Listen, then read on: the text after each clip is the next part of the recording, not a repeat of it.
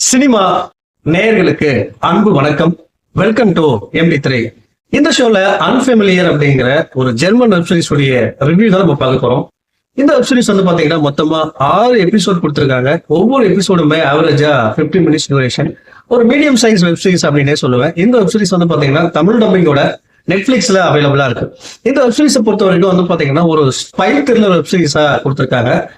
இந்த வெப்சீரிஸ்ல நாயகன் நாயகி 2 பேருமே வந்து பாத்தீங்கன்னா ஒரு ஸ்பையா இருக்காங்க. பல வருடங்களா வந்து பாத்தீங்கன்னா தலைமறைவா வாழ்ந்துட்டு இருக்காங்க. இவங்க தன்னுடைய மகளோட ஒரு பீஸ்ஃபுல்லான ஒரு வாழ்க்கையை வாழ்ந்துட்டு இருக்காங்க. சோ இவங்களை ட்ராக் பண்றதுக்காக வேற ஒரு ஸ்பைய இவங்க கிட்ட அனுப்புறாங்க. சோ அந்த ஸ்பையை யார் அனுப்புறாங்க, எதுக்காக அனுப்புறாங்க, இதுக்கு பின்னாடி இருக்கக்கூடிய மர்மங்கள் என்ன, இன்னொரு பக்கம் போயிட்டு இருக்கு. இன்னொரு பக்கம் பேரெல்லாம் வந்து பாத்தீங்கன்னா ஜோசப் அப்படிங்கிற ஒரு நபரை காட்டுறாங்க. இவருடைய மனைவி வந்து பாத்தீங்கன்னா ஜெர்மனியில ஒரு அம்பாசிடர் ஆகணும் அப்படின்ற மாதிரி ஆசைப்படுறாங்க. அதுக்காக இந்த ஜோசப் இறங்கி சில சம்பவங்களை பண்றாரு. அது என்னென்ன மாதிரியான சம்பவங்கள், இந்த ஜோசப்புக்கும் அந்த ஸ்பையா இருக்காங்க இல்லையா நம்ம அந்த கப்புள்ஸ் நாயகன் நாயகி அவங்களுக்கும் என்ன சம்பந்தம், சோ 16 வருடங்களுக்கு முன்பாக அந்த ஸ்பையுடைய வாழ்க்கையில என்ன மாதிரியான சம்பவங்கள் நடந்துச்சு அப்படிங்கிறதா இந்த வெப்சீரிஸினுடைய மீதி கதை. இந்த வெப்சீரிஸை பத்தி ஆலோசனை அப்படின்னா ஒரு விறுவிறுப்பான ஒரு திரைக்கதையை கொடுத்திருப்பாங்க. அதாவது ஒரு ஸ்பை த்ரில்லர் வெப்சீரிஸ் அப்படிங்கிறதுனால அதாவது ஆக்ஷனுக்கும் சஸ்பென்ஸுக்கும் பஞ்சமே இல்லை. ஸோ அதை ரொம்ப நீட்டாவே கொடுத்திருந்தாங்க. அதுக்கப்புறம் பாத்தீங்கன்னா ஒரு உணர்ச்சிகரமான ஒரு கோணத்தை காட்டியிருப்பாங்க. அதாவது வெறும் ஸ்பை த்ரில்லர் அப்படிங்கிறதுனால வெறும் சண்டை காட்சிகள் மட்டும் இல்லாம ஹீரோ ஹீரோயின் அவங்க 2 பேருக்குமான அந்த கணவன் மனைவி வாழ்க்கையை குறிச்சோம்.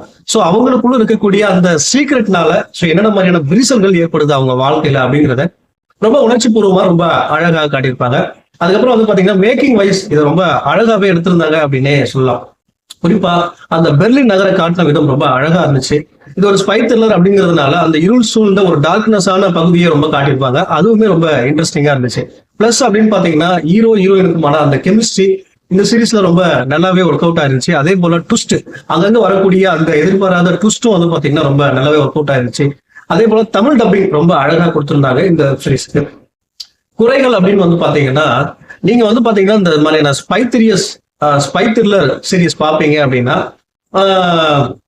ஒரு சில காட்சிகள் அங்கங்க ஒரு பழக்கப்பட்ட காட்சிகளா இருக்கு, அது தவிர்த்திருக்கலாம். அதே போல வந்து பாத்தீங்கன்னா திரைக்கதை அப்படிங்கிறது ஒரு சில இடங்கள்ல ரொம்ப ஸ்லோவா போற மாதிரி இருக்கு. ஸோ அதையும் கொஞ்சம் சரி பண்ணிருக்கலாம். இதெல்லாம் சரி பண்ணியிருந்தாங்க அப்படின்னா இன்னும் கொஞ்சம் பெட்டரான ஒரு சீரீஸா இருந்திருக்கும். ஓவராலா வந்து பாத்தீங்கன்னா யாரெல்லாம் இந்த சீரீஸை பார்க்கலாம் அப்படின்னா இந்த சிட்டிடல், அதுக்கப்புறம் இந்த ஃபேமிலி மேன், இந்த மாதிரியான தொடர் உங்களுக்கு பிடிக்கும் அப்படின்னா தாராளமா இதை நீங்க ஒன்ஸ் ட்ரை பண்ணி பார்க்கலாம். அடல் கண்டென்ட்டை பொறுத்த வரைக்கும் வந்து பாத்தீங்கன்னா லிப்லாக் சீன்ஸ், வன்முறை காட்சிகள் இருக்கு, அதுக்கேற்ற மாதிரி பிளான் பண்ணிக்கங்க. இந்த வெப் சீரிஸுக்கு MD3 கொடுக்குற ரேட்டிங் 5/3. அடுத்த விமர்சனத்தை சந்திக்கிறேன். நன்றி, வணக்கம்.